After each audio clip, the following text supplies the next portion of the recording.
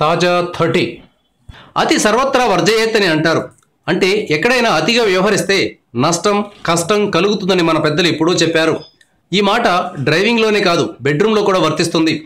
రసాస్వాదన చేయాలి కానీ దూకుడుగా వెళ్ళి హాస్పిటల్ బెడ్ మీద పడే పరిస్థితి తెచ్చుకోకూడదు. తూర్పు చైనాలో గ్వాంగ్జై అనే ఒక ప్రాంతం ఉంది. ఇక్కడ దాయ్ అనే వ్యక్తి ఉన్నాడు. ఇతనికి 42 ఏళ్ళు. సాధారణంగా 40 ఏళ్ళు దాటిన తర్వాత ఆ పనిలో దూకుడు తగ్గిస్తారు. కానీ దాయికి వయసుతో పాటు ఆ యావ కూడా మరీ ఎక్కువైపోయింది. భార్యతో టూ మచ్గా రెచ్చిపోవడంతో పటక్కమని సౌండ్ వచ్చిందట. సౌండ్ వచ్చే స్థాయిలో పటక్కమందంటే నొప్పి కూడా అలాగే ఉంటుంది. దాయ్ నొప్పితో విలవెల్లాడిపోయాడు. పరిగెట్టుకుంటూ హాస్పిటల్కి వెళ్ళాడు. అప్పటికే పురుషాంగం కమిలిపోయింది. డాక్టర్లు స్కానింగ్ చేశారు. మృదువైన కణజాలం దెబ్బతిందని గుర్తించారు.